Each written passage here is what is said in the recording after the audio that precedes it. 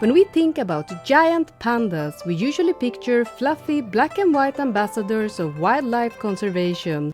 They're the logo of the World Wildlife Fund, the WWF, and a beloved zoo attraction worldwide.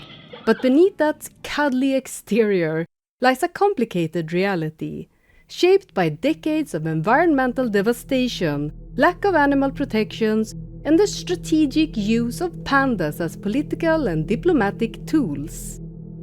Surprisingly, a clear example of how pandas' soft power works can be found in the pages of a beloved Swedish kids magazine, Bamse. Let's have a look. The story begins with China's turbulent 20th century. After the Qing dynasty collapsed in 1912, the empire plunged into chaos during the warlord era from 1916 to 1928. The Kuomintang KMT led by Chiang Kai-shek managed to unify much of the old empire, building roads, railways and communication networks. However, corruption, nepotism and failed land reforms alienated the peasantry. High rents, exploitative landlords and relentless taxes pushed rural families to the brink of famine. This led to the Chinese Communist Party or CCP gaining popularity with said poor rural population, promising a fairer distribution of land. Desperate peasants found these promises irresistible, and after a full-on civil war between the KMT and the CCP, Mao Zedong's communists emerged victorious. Yet, Mao's leadership quickly turned from hopeful to catastrophic. His infamous quote, "When there is not enough to eat, people starve to death. It's better to let half of the people die so that the other half can eat their fill," reveals a chilling disregard for human life, one that would extend to the animals and nature as well.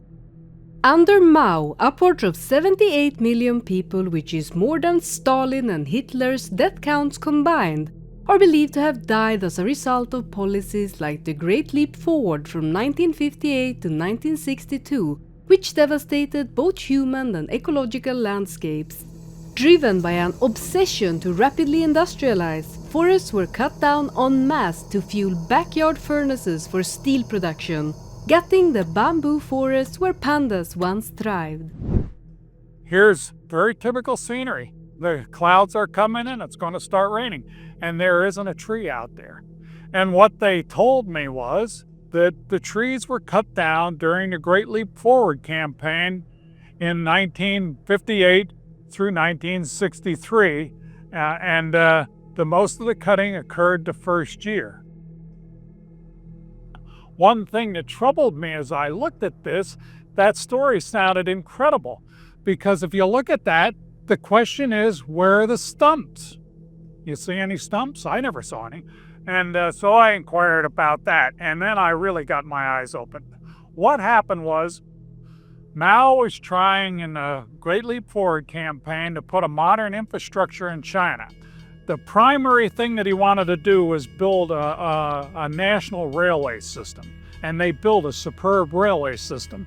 In order to build the railway system, they needed concrete, cement, and steel in vast quantities, and they needed something to fuel those two commodities. And what Mao did is he came from South China. He lived in this country. He didn't think that much of it. And when they asked him where they should get the fuel to fuel the smelting and the kilns for the limestone, he waved his hand across South China and just basically said, well, you might as well cut down those worthless trees down there. They're not worth anything. Meanwhile, the Four Pests campaign led to a near eradication of sparrows, upsetting ecological balances and forcing more agricultural expansion into wildlife zones, including panda habitats. During the Cultural Revolution from 1966 to 1976, any concern for science or the environment took a backseat to political ideology. Researchers were persecuted and so-called bourgeois pursuits like conservation were frowned upon, and the only environmental focus was on extracting ever more resources, no matter the cost. By the late 1970s, China's coal consumption had soared from 60 to 70 million metric tons in 1952 to 600 to 700 million metric tons in 1978, creating shocking levels of air and water pollution. 人们在当年并不是没有闻到呛人的味道，但煤炭带来的温暖和能量在当时更重要。1980年前后，北京市内有3700家工厂。对一个充满发展渴望的农业大国来说，烟筒被认为是进步的标志。在有的人的眼里，它就是2个烟筒；在有的人的眼里，它是回家的坐标。我们对污染远远缺少经验、认识和控制技术，主要污染物没有制定标准。燃煤量虽然远不如今天，但排污量巨。Entire sections of major rivers were laced with industrial contaminants, and farmland was doused in harmful chemicals. The giant panda's already shrinking habitat became even more fragmented and degraded, and today experts estimate that only 1% of the giant panda's historical habitat remains. The plight of modern-day pandas. In 2010 alone, 2 giant pandas died under appalling circumstances in Chinese zoos. One was accidentally poisoned by gas at a Jinan zoo. The other was a 2-year-old that perished at the Beijing Zoo after an untreated intestinal complication, the death remaining unreported for nearly 3 weeks. These cases of neglect are hardly isolated. 4 months before that, 11 Amur tigers starved to death at the Shenyang Forest Wild Animal Zoo in northeastern China. David Neal, director of the advocacy group Animals Asia, told the Los Angeles Times that in his decade of visiting zoos across China, he's witnessed tigers with all their teeth removed, bears punched in the head by their trainers, animals whipped, beaten and prodded with metal hooks, and housed in filthy enclosures. Visitors often taunt the animals, throwing rocks or bottles at them just to provoke a reaction.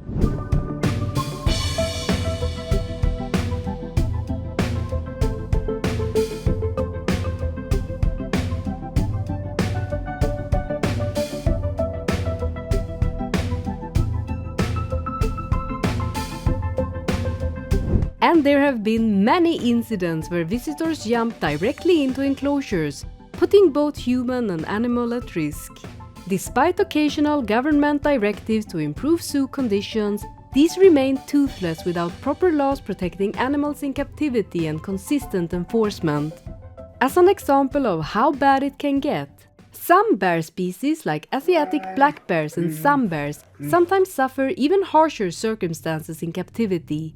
There are cases of bears being confined for bear bile farming, where they're trapped in cramped cages and repeatedly tapped for bile, a key ingredient in some traditional Chinese medicine concoctions.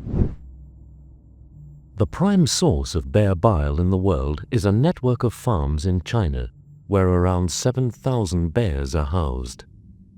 Most are confined in tiny cages and subjected to a brutally cruel mutilation so that their bile can be extracted each day.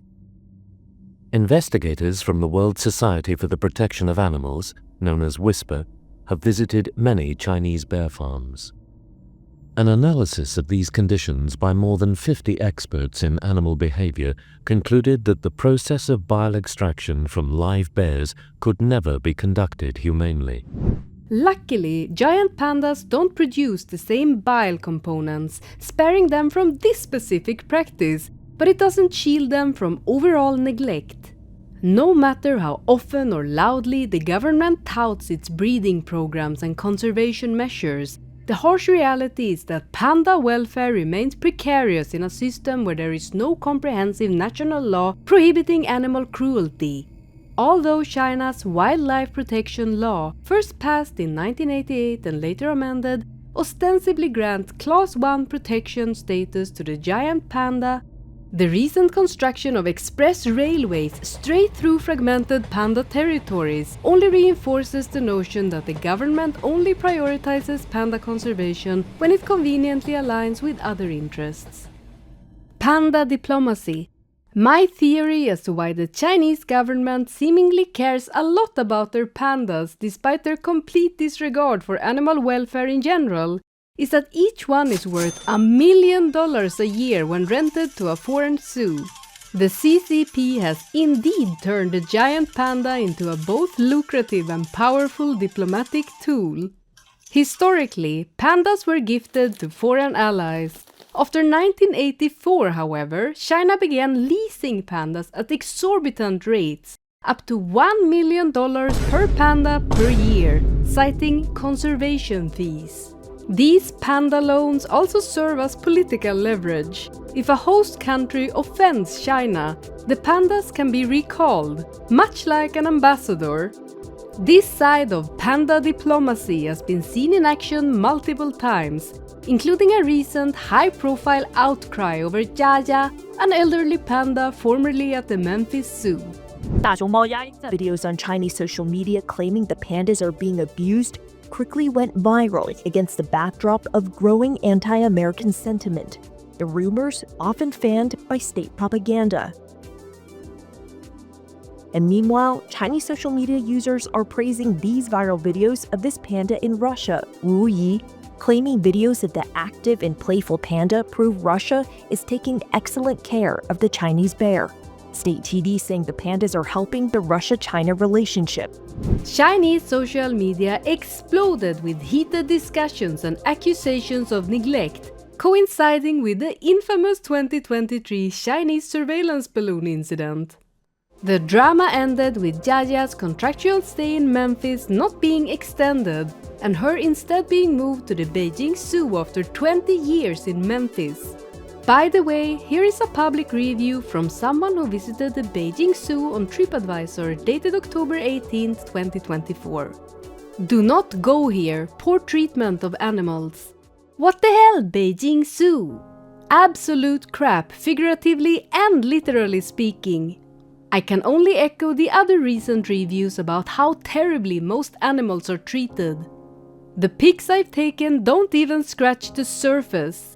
A polar bear walking around in circles showing clear signs of depression, and social media evidence of a panda trying to escape are just some of the key things to flag. The elephants and rhinos were kept in pathetically small prison-like cages. No idea if it's bad management, lack of funding or whatever, but please someone help these poor animals. It was so sad to see. Here is another. If you love animals, you will hate this zoo. This was a regrettable experience. The enclosures were all unkept and tiny. The animals looked sick and depressed, evidence of severe stress. Many walking in circles, monkeys ripping out their own fur and eating it. There are amazing things to do in Beijing. This isn't one of them. Please don't come here. Bamse and the Giant Pandas. It might seem strange that a Swedish kids comic book from 1983, a year before panda gifts switched to loans, would join this narrative, but that's exactly what happened. Bamse, created by Rune Andreasson, has always been a story about doing good and standing up for the weak. Jag ser inte Bamse bara som en seriefigur eller bara som en ikon för oss 70-talister. Utan som, jag funderar på det, han är nästan som en slags moraliskt rättesnöre. Jag använder Bamse i min uppfostran, lite grann som jag kan tänka mig att en kristen förälder använder Jesus. Rune was a self-identified social democrat with sympathy for leftist movements worldwide. And sometimes it went a bit far, his comics occasionally featuring nods to Karl Marx and Mao Zedong. In one issue, Bamse discovers a plot by the greedy capitalist villain Krösus Sork to capture a panda and profit from it in his zoo, without the Chinese government's permission. Bamse stops the plan, emphasizing that pandas belong in nature. Then there is a side lesson about how the Chinese government is doing everything it can to protect pandas, contrasting it with Japan's whaling practices. This portrayal neatly aligns with the CCP's narrative that they are serious protectors of their wildlife, glossing over the massive habitat destruction and pollution happening at the time. Rune Andreasson's accompanying Bamses skola, Bamses school, info pages go even further. They depict the PRC as an ancient unified civilization, casually lumping Taiwan, Hong Kong and Macau into the PRC. They have never been part of the PRC, and celebrate Mao Zedong as the savior who fed the people fairly and liberated China from warlords and capitalists. Not a single mention is made of the Great Leap Forward, the Cultural Revolution, or the tens of millions who starved under Mao's policies, nor the insanely massive environmental toll these campaigns inflicted. But the dictator's birth village is lovingly pointed out. Bamse's sanitized portrayal of Maoist China appears crafted to validate the CCP's narrative of benevolent conservation. Given that Andreasson had recently visited China on a guided tour with his wife, it is likely that he left with an overly positive impression that he then passed on to his young readers. This was long before the internet and auto-translation made it easier to debunk Chinese propaganda, and Western media coverage of China's environmental and human rights abuses was thus more tightly controlled by the CCP. Rune Andreasson is dead now, and while we can't know if Rune fully understood how wrong he was, it's clear that this issue of Bamse serves as a prime example of panda soft power in action. Fast forward to today, and the giant panda population, while officially higher than it was in the 1980s, remains critically fragmented in shrinking pockets of bamboo forest. Only 1% of the original habitat remains, and China's environmental situation continues to be dire. Coal plants are still being built at breakneck speed, air pollution claims countless lives every year, and clean water is a luxury in many parts of the country. Meanwhile, panda leases remain extremely profitable for China and continue to serve as a soft power tool, nurturing goodwill on the surface while deflecting attention from the CCP's track record of human rights abuses, environmental destruction, and lack of animal welfare. Essentially, what Bamse cheerily depicted in the 1980s as China's sincere commitment to panda conservation was in fact a calculated maneuver by a regime that has systematically ravaged its own ecosystems. Thank you so much for watching this video all the way to the end. If you enjoyed, remember to leave me a like, a comment, and maybe even subscribe. See ya!